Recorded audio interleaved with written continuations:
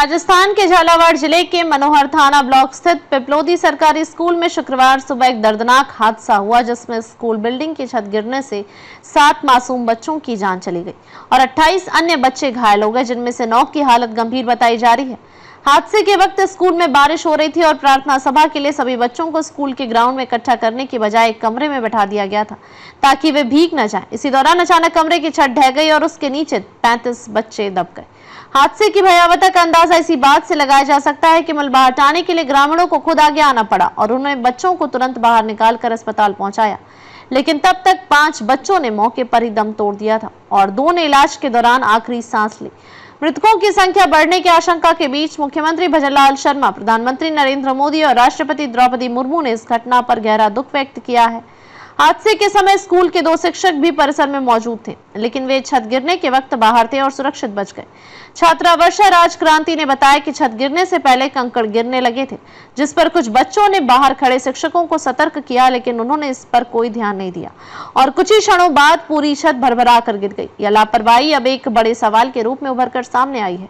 जिले के कलेक्टर अजय सिंह राठौड़ ने बताया कि स्कूल शिक्षा विभाग को पहले ही निर्देश दिए गए थे कि जर्जर भवनों में पढ़ाई न कराई जाए और जरूरत पड़ने पर छुट्टी घोषित कर दी जाए, लेकिन यह स्कूल न तो जर्जर भवन की सूची में शामिल था और न ही यहाँ छुट्टी घोषित की गई थी, जिससे यह स्पष्ट नहीं हो पा रहा है कि आखिर जिम्मेदारी किसकी।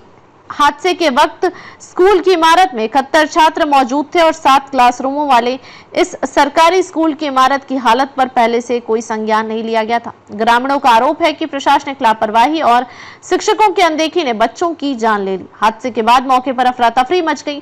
परिजन भागते हुए स्कूल पहुंचे और अपने बच्चों को तलाशने लगे। चीख पुकार और मातम का मंजर दिल दहला देने वाला था। जिला प्रशासन और पुलिस मौके पर पहुंचकर राहत कार्यों में जुट गए और स्कूल भवन के मलबे को हटाने का काम जारी है। सरकार की ओर से मृतकों के परिजनों को मुआवजा देने की घोषणा हो सकती है, लेकिन सवाल यह है कि जब बच्चों की जान चली गई तो क्या यह मुआवजा उनके जीवन की भरपाई कर पाएगा। हादसे की जांच के आदेश दे दिए गए हैं और शिक्षा विभाग के अधिकारियों से जवाब तलब किया गया है कि आखिर क्यों समय रहते स्कूल भवन की स्थिति की जांच नहीं की गई और अगर किसी तरह की चेतावनी मिली थी तो उस पर अमल क्यों नहीं हुआ। यह घटना न सिर्फ एक प्रशासनिक चूक को उजागर करती है, बल्कि यह भी दिखाती है कि किस तरह बुनियादी ढांचे की अनदेखी बच्चों के भविष्य के साथ उनके जीवन पर भी भारी पड़ सकती है। ऐसे में यह जरूरी हो गया है कि प्रदेश भर के सभी स्कूलों की इमारतों की तत्काल जांच की जाए और जहां कहीं भी खतरे की आशंका हो वहां तत्काल कदम उठाए जाएं ताकि ऐसी घटनाएं दोबारा न हो। हादसे के बाद घायल बच्चों को झालावाड़ के जिला अस्पताल में भर्ती कराया गया है, जहां उनका इलाज चल रहा है और कई की हालत अभी भी चिंताजनक बनी हुई है। स्कूल प्रशासन की भूमिका को लेकर भी सवाल उठ रहे हैं कि जब छात्रा ने खुद कंकड़ गिरने की बात बताई थी और शिक्षकों को आगाह किया गया था, तब भी उन्होंने क्यों अनदेखी की। क्या यह लापरवाही सीधे तौर पर शिक्षक और प्रशासन की जिम्मेदारी नहीं बनती। यह घटना न केवल झालावाड़ जिले बल्कि पूरे प्रदेश को झकझोर देने वाली है और इससे यह संदेश भी मिलता है कि स्कूल जैसे स्थान जो बच्चों के लिए सबसे सुरक्षित माने जाते हैं, अब वहां भी असुरक्षा का खतरा मंडरा रहा है।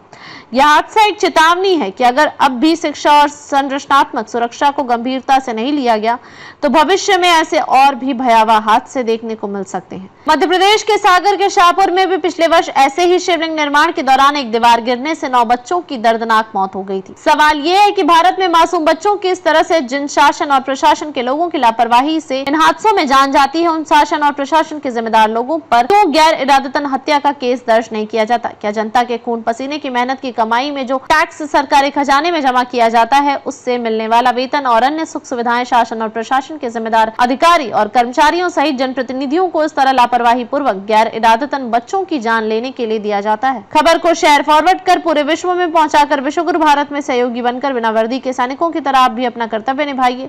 देश और दुनिया की ताजा और विशेष खबरों के लिए देखते रहिए सैनिक गर्जना न्यूज चैनल। नमस्कार।